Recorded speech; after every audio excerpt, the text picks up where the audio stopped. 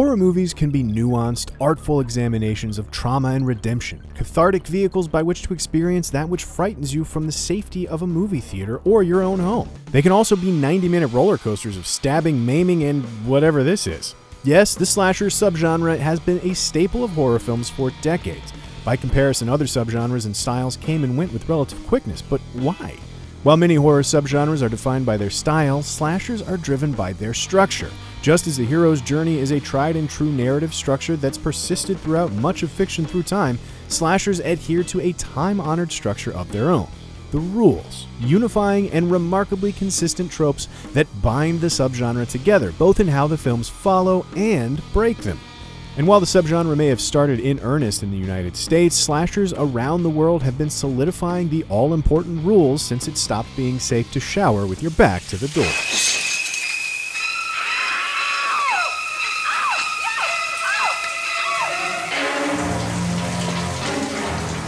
The slasher has some deep roots in American cinema, dating back to early horror fare such as 1926's The Bat or 1943's The Leopard Man. Early examples of antagonists with hidden identities terrorizing the citizenry. Luckily, these did more laying of groundwork for the films that would follow and less cementing of animal-themed killers as the focus of those films. Don't worry, werewolves, you get a pass here. No, if we want to go back to a single movie crucial to the birth of the slasher subgenre, there's just no other choice than Alfred Hitchcock's Psycho. Hitchcock had already cemented himself as the king of suspense with classics like Vertigo and Rear Window, but his 1960 masterpiece following the murderous Norman Bates was perhaps one of the most visible and critically lauded examples of a violent, mysterious killer terrorizing the heroes to date. Hitchcock remains one of the most influential filmmakers of all time, but what does that mean in practice? Well, here it means that Psycho was so damn entertaining. Filmmakers and studios have been chasing that high for the last 60 years, and Psycho's narrative has permeated the films that followed it in large and small ways ever since. Let's look at how. Psycho opens with Marion Crane, an unwed secretary, bidding farewell to her boyfriend Sam Loomis after a little afternoon delight. A single woman having sex? What a moral catastrophe. And so, rule number 1 was born. Sex equals death. Marion decides to steal a large sum of money from her boss and goes on the run with designs on using the money to settle her boyfriend Sam's debts, so they can then get married. So Marion is a thief. A before-marriage sex-having, money-stealing thief. My pearls. Rule number 2, immorality quickens mortality. Need proof? Marion stops off for the night at Bates Motel, and this happens.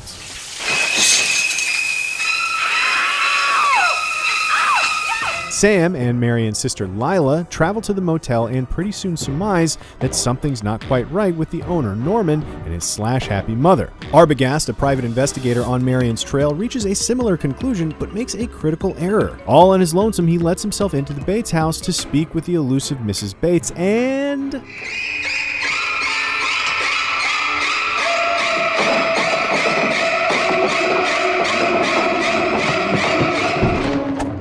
Rule number 3, never be alone.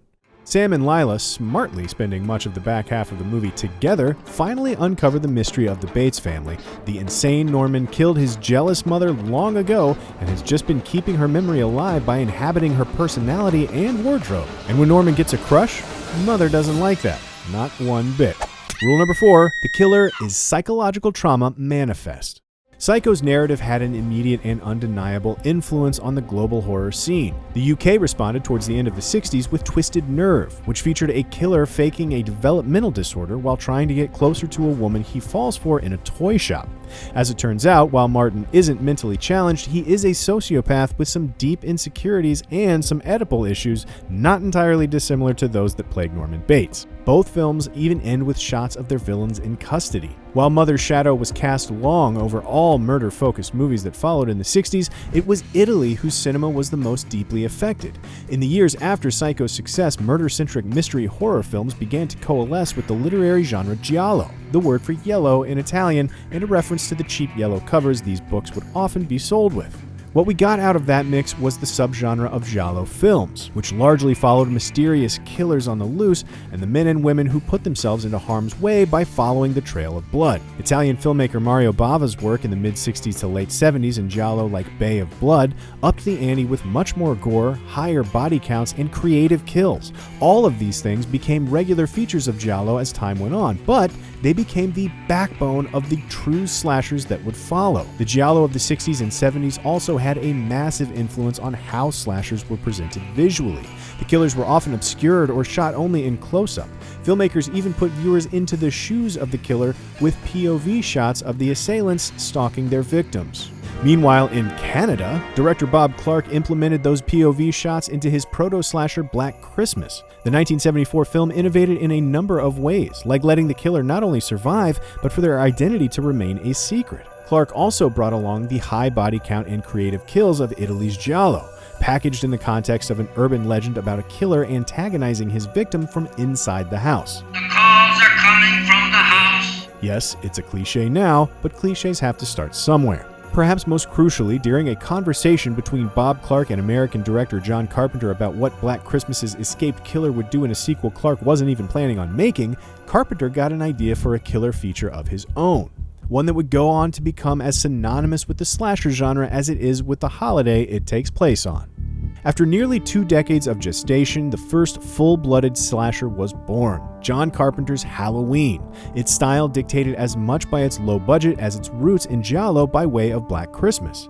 On Halloween night in 1963, disturbed young boy Michael Myers murders his teen sister, and look at that, she's sexually active. Death sentence!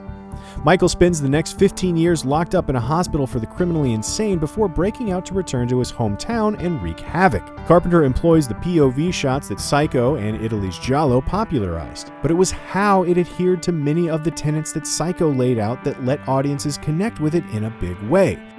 That's not true. I think about lots of things. Now why don't we not stand here talking about them and get down to doing them? Don't have sex, and certainly don't leave the kid you're babysitting to do it. And don't go in there alone. And wow, Michael Myers is messed up.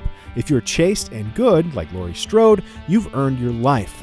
The old Girl Scout comes through again. Laurie's pristine image in comparison to her friends began another trend in slashers, the final girl trope. The idea that the lead character of a slasher, often but not always a girl, will survive because she follows the rules. Halloween did something that few films before it had. It left Michael's motives for his killing spree through Haddonfield undisclosed. Instead, Michael's doctor, Samuel Loomis, reference, characterizes Michael as less of a man and more of a force of nature.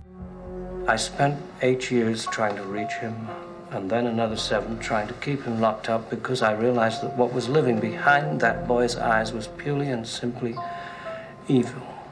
Michael's characterization as pure evil may be broader than the psychologically complex, sexually frustrated villains of the proto-slashers that came before it, but a slasher villain who was an empty vessel allowed audiences to pour their own fears in, and Halloween has captured imaginations and caused nightmares ever since. Halloween's box office success and growing appreciation from fans over the next few years put every studio on notice. Throughout the 80s, filmmakers all over the world iterated on Halloween's template ad nauseum, gambling usually low budgets for potential stellar box office results. Seemingly every holiday and rite of passage got its own flavor of slasher, with most following Halloween's flavor of narrative rules. But the most successful franchises, the ones that ended up spawning actual franchises, were the ones that knew what made Halloween connect with audiences. No, it wasn't a holiday theme, it was a larger-than-life villain. Despite starting life as a thinly veiled retread of Halloween, the Friday the 13th series understood this acutely and, after Pamela Voorhees' death in the first film in the franchise, promoted formerly drowned boy Jason Voorhees to main franchise villain. Jason was nearly unkillable, silent, and deadly, and had a penchant for mask, just like Michael Myers. More than that, Friday the 13th adhered to the same set of rules that bound Psycho and Halloween's narratives. Director Wes Craven went another way, eschewing your standard hack-and-slash baddie for something more ethereal, something nightmarish. Yes, A Nightmare on Elm Street represents what's probably still the gold standard for a slasher with a supernatural twist, featuring a slasher who attacks when defenses are lowest, in your sleep. Larger-than-life villain fueled by a psychological trauma? Check. A virtuous lead who's smart enough to keep herself awake so Freddy can't gut her? Check. It's around this time that we come to what ends up becoming a new rule of predominantly American slashers. Rule number 5, if it's a hit, franchise it to The larger-than-life villains became the main attraction, as important as the rules themselves, and made Michael Myers, Freddy Krueger, Jason Voorhees, and the like movie icons in the mold of the Wolfman or Dracula. Norman Bates, the original slasher, was no exception, getting his own series of sequels in the 80s as well. Soon, the most visible slashers were stacking the body counts as high as they could go, while letting the quality of their franchises, vary. By the 90s, slashers were starting to stagnate. An entire subgenre which was governed by ironclad laws led to a lot of samey stories. It took completely upending the audience's expectations about the growingly stale rules to kickstart the slasher genre again. Nightmare on Elm Street's Wes Craven did just that with Scream, which asked the question, what would happen if characters in a slasher were aware of the rules of a slasher? Jesus Christ, you don't know the rules? Have an aneurysm, why don't you? There are certain rules that one must abide by in order to successfully survive a horror movie. For instance, number 1, you can never have sex.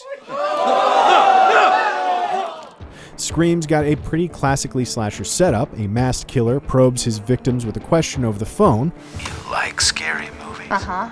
Before long, teenager Sidney Prescott gets targeted, and it just so happens to be a year after her mother's murder. Scream's twists and turns are one thing, but it's how its characters operate and interact with that knowledge that was a breath of fresh air. Now you're no longer a virgin. Dead virgin. Now you gotta die. Those are the rules. Turns out having everyone in on the rules could be pretty fun, and Scream's meta streak connected with audiences in a big way. Where am I? You're behind the couch.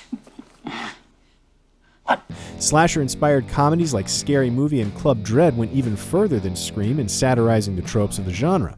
It even got to the point where slashers were the heroes. Going camping? Canada's lovely Tucker and Dale vs. Evil sees a couple of salt-of-the-earth buddies who just want to fix up their fishing cabin. Trouble is, man, everything they do makes them look like backwoods butchers. Some kid, he just hooked himself right into the wood chipper. What? Head first right into the wood chipper. Adam Wingard's You're Next takes a similar tack with a home invasion story that turns the final girl trope on its head by having the protagonist Erin become the slasher as the movie goes on. And she's real good at it. Giallo legend Dario Argento's Do You Like Hitchcock centered around a slasher who's an avid fan of the Psycho director's work, taking that to extremes. Still, traditional original slashers had their place. The Canadian-produced Wrong Turn took the action to the woods and went the Texas Chainsaw approach, trading one slasher for a family of inbred monsters. Norway's Cold Prey shows that the larger-than-life slasher villain still had a place on the global stage, with the Mountain Man's cool costume and savage kills harkening back to the slashers of the 80s. And Australia's Wolf Creek remains one of that country's most beloved horror movies, reinterpreting a series of real murders as a cautionary tale for anyone thinking of backpacking through the bush. Just don't go alone, which I believe is one of our rules. As Scream knew, the rules of the slasher can only go so long before the genre needs a shakeup. That's just what Drew Goddard and Joss Whedon had in mind with Cabin in the Woods.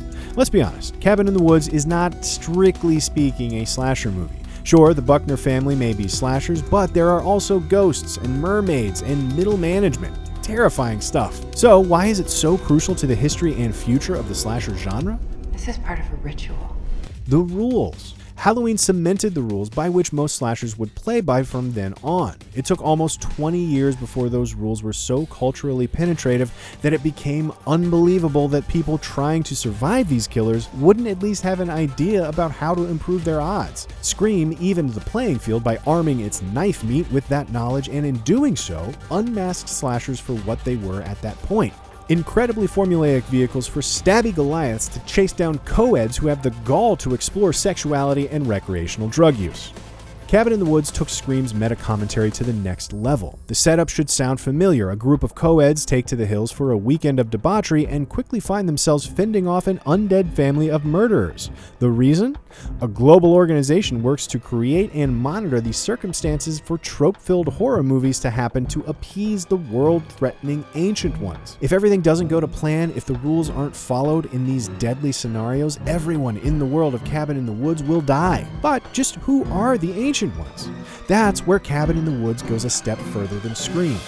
We're the Ancient Ones. You, watching this video, me, us in the real world, our fondness for the rules and the movies that follow them have led to the characters within the narrative being completely beholden to them, and not always by choice. No matter what happens, we have to stay together.